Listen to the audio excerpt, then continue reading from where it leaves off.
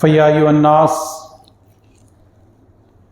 آج کے دن حضرت امام حسین رضی اللہ تعالیٰ عنہ کربلا کے میدان میں اپنے 72 ساتھیوں کے ساتھ شہید کر دیے گئے۔ وہ حسین جو سید الانبیاء کے کاندھوں پر بیٹھا کرتے تھے۔ حضرت حسین رضی اللہ تعالیٰ عنہ نے کہا کہ نانا جان، آپ تو سواری پر بیٹھا کرتے ہیں، مجھے بھی آپ کے جیسی سواری یعنی گھوڑا چاہیے۔ مہربان ساتھیوں، آپ سبھی جانتے ہیں کہ بچوں کی ضد کیسی ہوا کرتی ہے۔ معصوم حسین کو کون سمجھائے کہ گھوڑا بچوں کی سواری نہیں ہوا کرتی۔ حضرت حسین کی ضد پر نانا جان تاجدار مدینہ مجبور ہو گئے۔ آپ نے اپنے دونوں ہاتھوں کو زمین پر رکھا اور گھٹنوں کے بل زمین پر گھوڑا بن گئے اور حسین سے کہنے لگے کہ اے حسین، چلیے، گھوڑا تیار ہے، بیٹھ کر سوار ہو جائیے۔ سواری کون سی ہے؟ سواری کون بنے؟ وہ رسول جس کی سواری شب معراج میں براق ہوا کرتی تھی۔ وہ رسول حسین کے لیے سواری بنے کہ براق پر جن کے ساتھ حضرت جبرائیل امین بیٹھے ہوئے تھے۔ وہ رسول جس کا سفر سبحان الذی اسریٰ یعنی آسمانوں کی طرف تھا۔ وہ رسول حسین کی سواری بنے جن کی منزل دنا فتدلی فقاب قوسین ہوا کرتی تھی۔ وہ رسول حسین کی سواری بنے جن کا وصل خدا کی ذات میں واصل تھا۔ وہ رسول حسین کی سواری بنے جو رسول اللہ کے پاس جائے تو اللہ تعالیٰ کے پاس جب حضرت محمد عربی صلی اللہ علیہ وسلم جب جائے تو اللہ کہے کہ السلام علیک ایھا النبی، اے نبی تم پر سلام ہو۔ وہ رسول حسین کی سواری بنے کہ جب بیت المقدس پہنچے تو 1,24,000 پیغمبر آپ کی امامت میں نماز پڑھیں۔ وہ رسول سواری بنے جس کی تعریف کرتے کرتے قرآن کبھی نہیں تھکتا۔ قرآن آپ کی شان میں کہے وَلَلْآخِرَةُ خَيْرٌ لَكَ مِنَ الْأُولَىٰ، کبھی کہے وَرَفَعْنَا لَكَ ذِكْرَكَ، کبھی آپ کی شان میں قرآن کہے دنا فتدلی فقاب قوسین۔ قرآن تعریف کرتے چلا گیا، پھر سوچا کہ اگر رسول کی تعریف کا سلسلہ یوں ہی چلتا رہا تو قرآن کی آیتیں بڑھتی چلے جائیں گی۔ قرآن کسی کو حفظ بھی کروانا ہے۔ جب قرآن نے دیکھا کہ تعریفوں کی آیتیں بڑھتی جا رہی ہیں پھر بھی تعریف کا حق ادا نہیں ہو رہا ہے تو آخر میں کہہ دیا انا اعطیناک الکوثر، کہ اے محمد ہم نے تم کو کوثر عطا کر دیا ہے۔ تعریف کرتے کرتے آخر میں قرآن نے کہہ دیا کوثر یعنی وہ چیز جو کبھی ختم نہ ہو، چاہے وہ تعریف ہو یا پانی ہو یا امت محمدی ہو۔ جتنی بھی خوبیاں ہو چکی تھی ہو سکتی ہیں سب اللہ نے تمہیں دے دی، یہ کہہ کر بات کو قرآن نے مکمل کر دیا۔ وہ شان والے محمد کو اللہ بھی کہتا ہے کہ اے محمد ہم نے نہ صرف ساری چیزیں ساری نعمتیں آپ کو دے دی بلکہ ہم نے اپنے آپ کو تمہیں دے دیا۔ سیدنا عمر فاروق رضی اللہ تعالیٰ عنہ نبی صلی اللہ علیہ وسلم کی یہ ساری خوبیاں جانتے تھے، اس لیے امام حسین رضی اللہ تعالیٰ عنہ کو نبی کی پیٹھ پر سوار دیکھ کر کہا کہ سواری کتنی اچھی ہے۔ بہرحال حضرت امام حسین رضی اللہ تعالیٰ عنہ نے جب کہا تھا کہ مجھے گھوڑا چاہیے، نبی صلی اللہ علیہ وسلم خود گھوڑا بنے اور کہا کہ اے حسین تیری سواری تیار ہے۔ حسین نے پوچھا نانا جان، آپ جب گھوڑے پر سوار ہوتے تھے تو لگام آپ کے ہاتھ میں ہوتی تھی، میرے لیے لگام گھوڑے کی کہاں ہے؟ تو نبی صلی اللہ علیہ وسلم نے اپنے بالوں کو لمبی لمبی زلفیں دے دی جن زلفوں کی قرآن تعریف کرتا ہے۔ جب اس منظر کو دیکھا تو عمر فاروق رضی اللہ تعالیٰ عنہ نے کہا کہ کتنی اچھی سواری ہے، تو حضور صلی اللہ علیہ وسلم نے فرمایا کہ اے عمر سوار بھی کتنا اچھا ہے۔ نانا کی پیٹھ پر کون سوار تھا جن کی تعریف نانا نے کر دی، کیونکہ سوار کے مقام کو نانا جانتے تھے، اس لیے تو کہا کہ حسین مجھ سے ہیں۔ ہمارے آقا نبی صلی اللہ علیہ وسلم امام حسین رضی اللہ تعالیٰ عنہ سے کس قدر محبت رکھتے تھے کہ ایک مرتبہ نبی صلی اللہ علیہ وسلم صحابہ کے ساتھ کہیں جا رہے تھے، راستے میں ایک بچہ کھیل رہا تھا، نبی صلی اللہ علیہ وسلم اس بچے کے قریب گئے اور اس کے سر پر ہاتھ رکھا، اس کی پیشانی کو چوما اور اسے دعائیں دی۔ چنانچہ صحابہ کرام رضی اللہ تعالیٰ عنہ یہ منظر دیکھ رہے تھے۔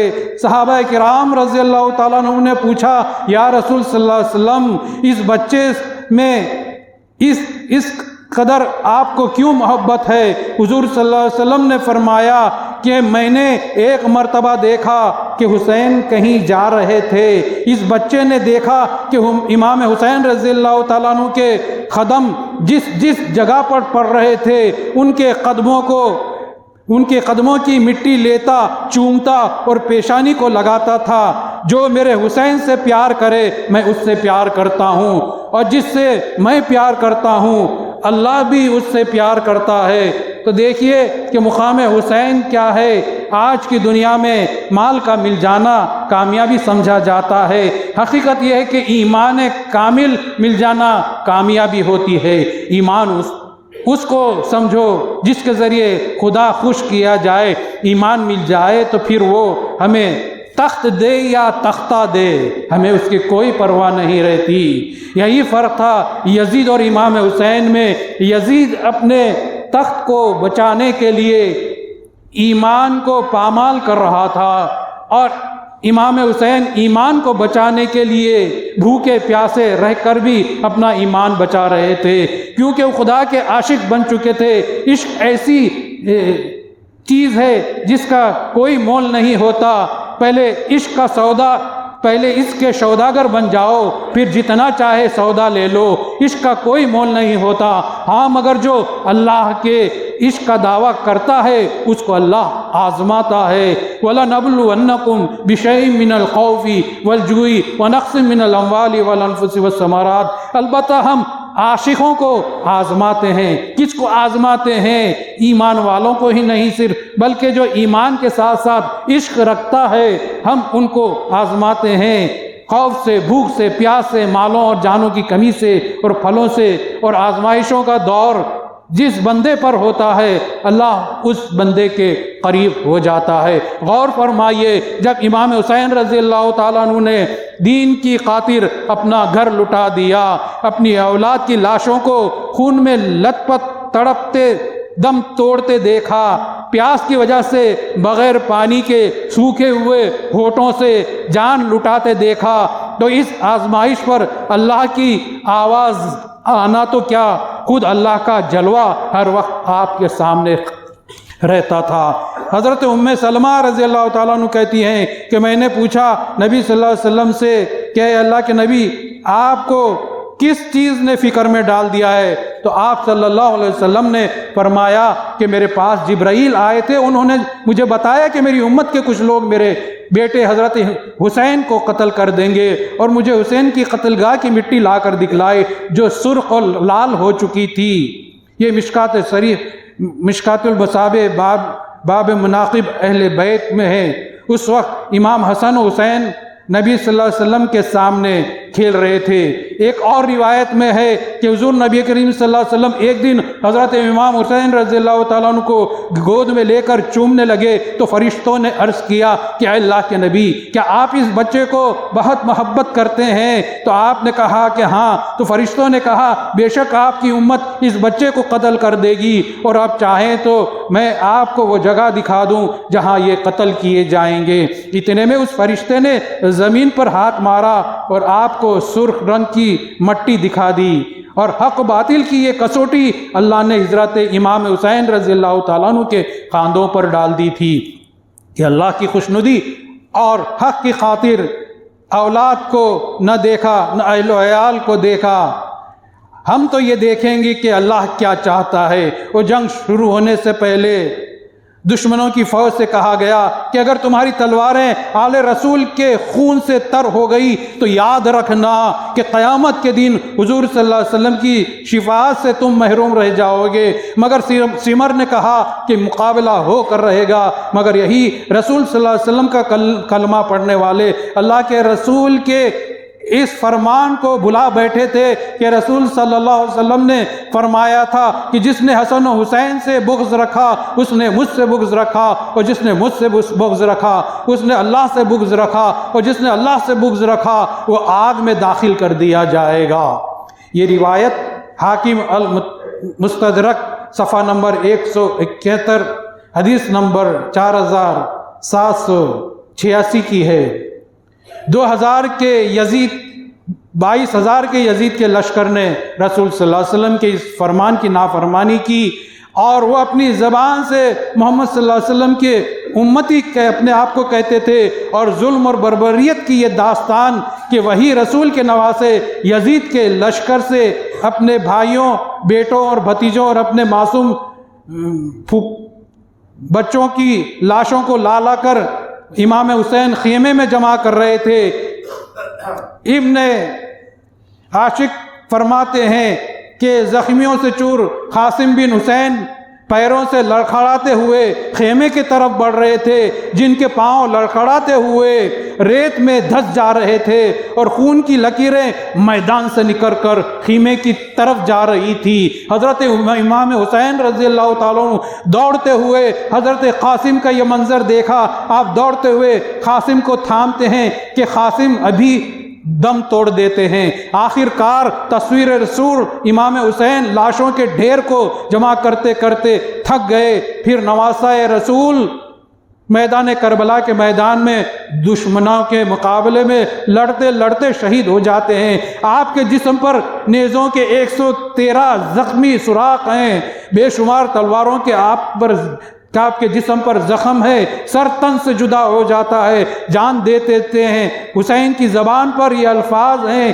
کہ رب کائنات میری تقدیر پر راضی ہو گیا، مگر اے اللہ تو مجھ سے راضی ہو جا اور میں تجھ سے راضی ہو جاؤں۔ اللہ کی طرف سے یہ آواز آئی کہ اے اطمینان والی روح، اب چل تو اپنے رب کی طرف کہ تیرا رب تجھ سے راضی اور تو اپنے رب سے راضی۔ اب کربلا کے میدان میں کی مٹی بھی شہیدوں کے خوف سے سرخ ہو چکی تھی۔ پہلی بار آسمان بھی رو رہا ہے۔ میدان میں تپتی ہوئی ریت پر حضرت کا سر کٹا ہوا جسم الگ ہے۔ امام حسین کا گھوڑا بغیر سواری کے خالی پیٹھ کے امام حسین کے خیمے کی طرف لوٹتا ہے۔ سکینہ پوچھتی ہیں کہ اے گھوڑے، تو ہمارے دل حسین کو کہاں چھوڑ آیا؟ حسین کی روح مختل سے یہ آواز دے رہی ہے کہ اہل بیت پریشان نہ ہو، لڑتے لڑتے بہت پیاس لگی تھی، دشمنوں نے تو پانی نہیں دیا، اس لیے نانا نبی کے حوض کوثر پر پیاس بجھانے آیا ہوں۔ امام حسین رضی اللہ تعالیٰ عنہ کی یہ روح کی پکار تھی۔ یہ وہ حسین ہیں کہ جن کے جسم کو نبی صلی اللہ علیہ وسلم سر سے لے کر پاؤں تک چوما کرتے تھے، اور آج امام حسین رضی اللہ تعالیٰ عنہ کے شہدائے کربلا کے نام پر نظر و نیاز کی جاتی ہے۔ صبح میں بھی کہا ہے، پھر دوبارہ کہوں گا، کیونکہ بہت سے لوگ نیاز کو جو بدعت کہتے ہیں ان کے کانوں تک یہ بات پہنچانا چاہتا ہوں کہ نیاز کبھی بدعت نہیں ہوا کرتی، کیونکہ ایک واقعہ بھی پیش کر دیا گیا کہ حدیثوں میں آیا ہے کہ ایک رقاصہ تھی، فاحشہ عورت تھی، جب وہ راستے سے گزری، کتا جب پیاسا اس نے دیکھا، تڑپ رہا تھا پیاس کے مارے، تو اس نے اپنے کپڑے کو پانی میں بھگویا اور اس کتے کے جانور کے منہ میں پانی ٹپکا دیا، تو اللہ نے ندا کی کہ اے فرشتوں، اس عورت کا نام جنت والوں کی فہرست میں لکھ دو۔ تو لہٰذا جب جانور کو پانی پلانے سے انسان جنت والا ہو سکتا ہے تو امام حسن حسین کو جس کے نانا اتنی محبت کیا کرتے تھے اور امت محمدی کو درس دیا تھا کہ حسین سے جو محبت کرے گا وہ مجھ سے محبت رکھے گا، حسین سے جو بغض رکھے گا، اہل بیت سے جو بغض رکھے گا وہ مجھ سے گویا بغض رکھنے کے برابر ہے۔